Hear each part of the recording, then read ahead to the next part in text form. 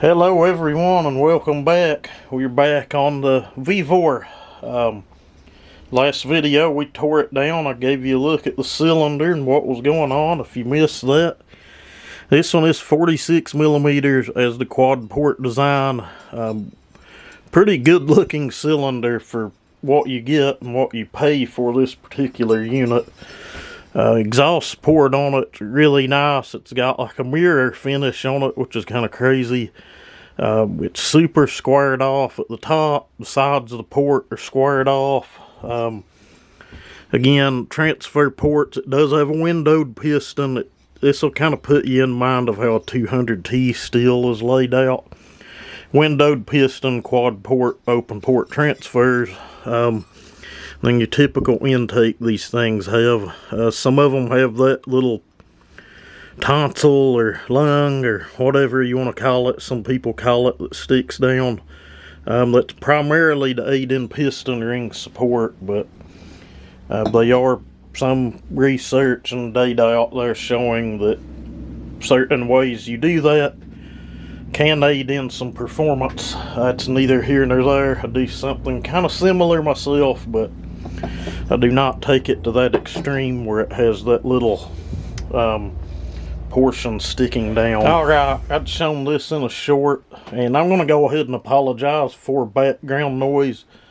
The utility company here is drilling holes to set new poles, and the area I live in is like a big limestone bedrock, and they drill on one hole 2 days, so if you pick that noise up or you pick up the German Shepherd barking, I do apologize. But with that said, there's where we're at on the numbers after base gasket delete.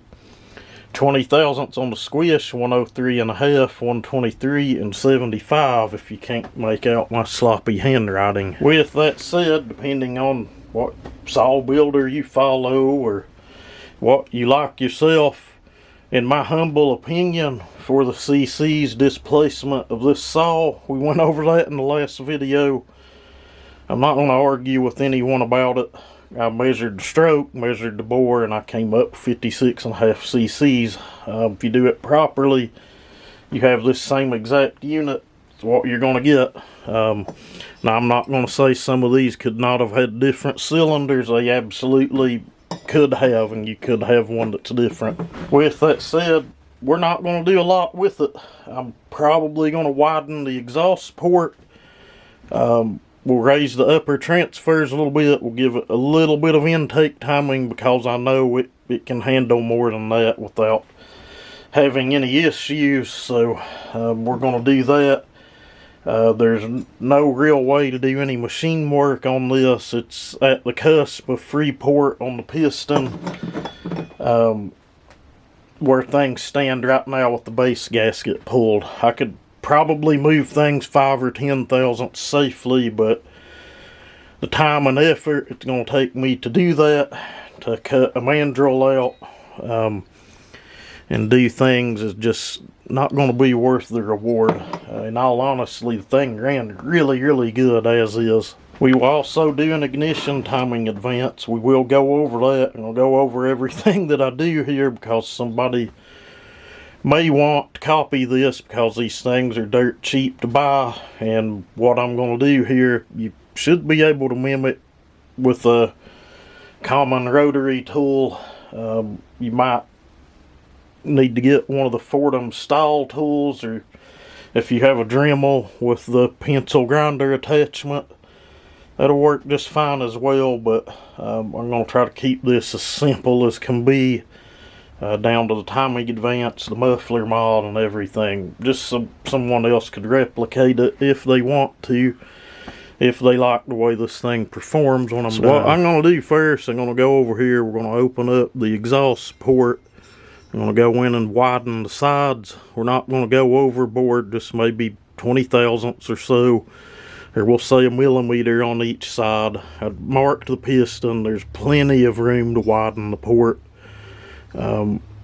Just take a minimalistic approach to it, and I'll bring you back and give you a look at what's going on. Okay, so we got that exhaust port done, or what I'm doing with it anyway.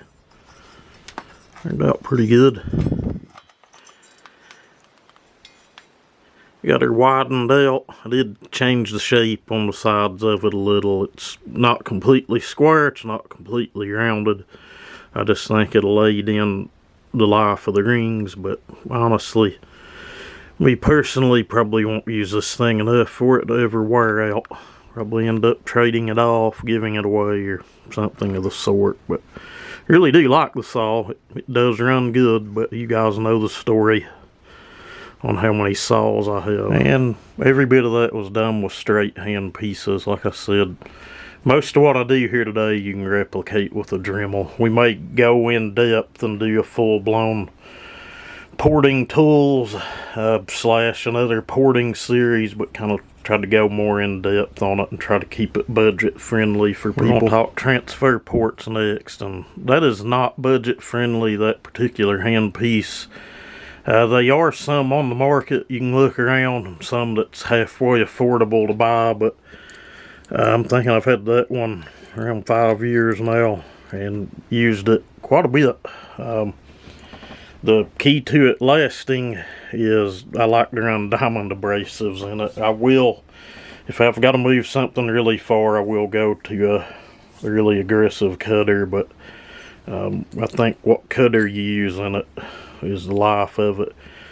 To do your transfers, if you don't have that right angle, you're going to need something that looks like that, and that's a diamond abrasive. These come in a big set, all different sizes. You can use that to completely raise your uppers.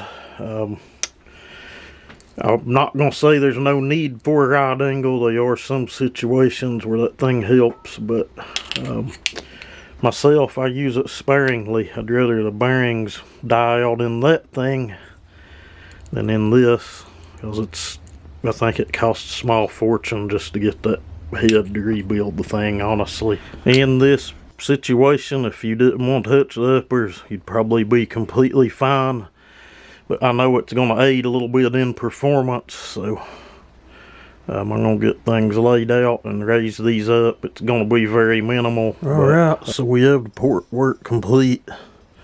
I did grind on the transfers, not a lot, but mainly texture and flow stuff. Mainly opened them up some to where the windows on the piston could help aid in feeding. I did unshroud them at the bottom. You can probably see the texture.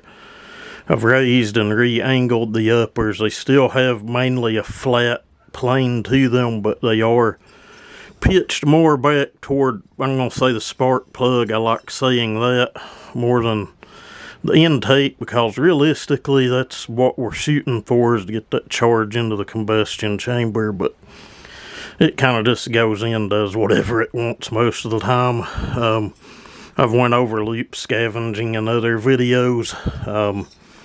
We may go into it again on another, but just search loop scavenging. Usually you can find a little GIF or something that kind of shows what I'm talking about. Intake port, I did go in and rework that. You know how they have the V in the floor? Maybe you can see, if we can zoom in without losing our light. I did go in and flatten the floor out as good as I could without butchering the thing up, and to dial in my timing. But as far as timing where we're sitting right now, I did bolt the cylinder down and check everything. We're at 102.6. I wrote down 102.5. Who cares?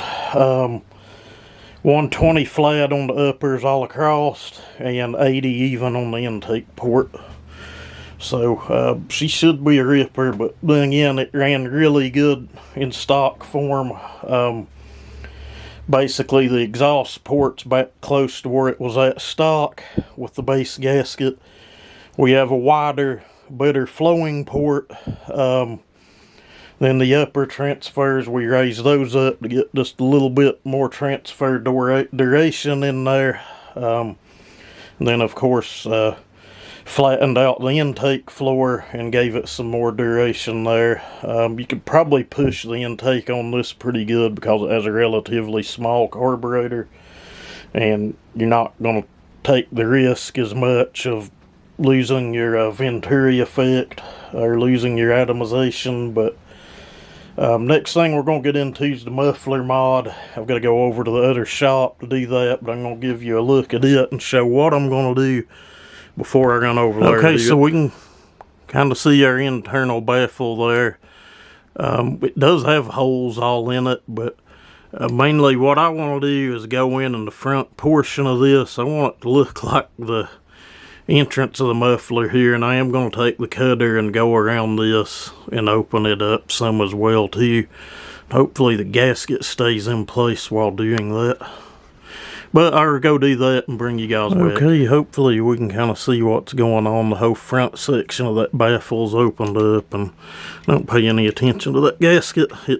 Some of the coating on it kind of flaked away when we went to grind them. That's going to happen. This one was already a dual port. The Neotech was a single port, but I done the same thing with the muffler on it, except I went in and kind of cut most of that out to where that one port could flow better, but those should be just fine.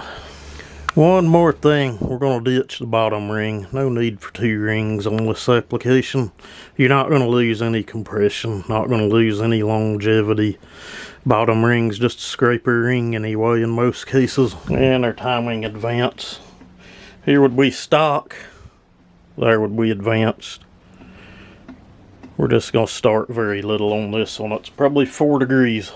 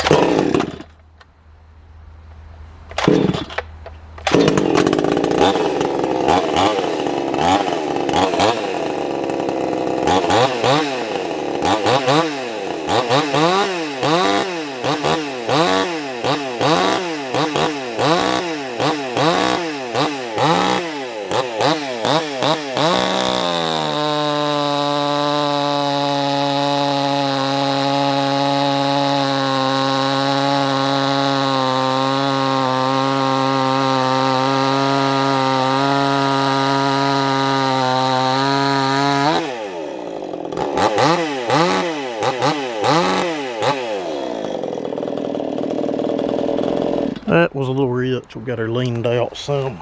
See how she does now.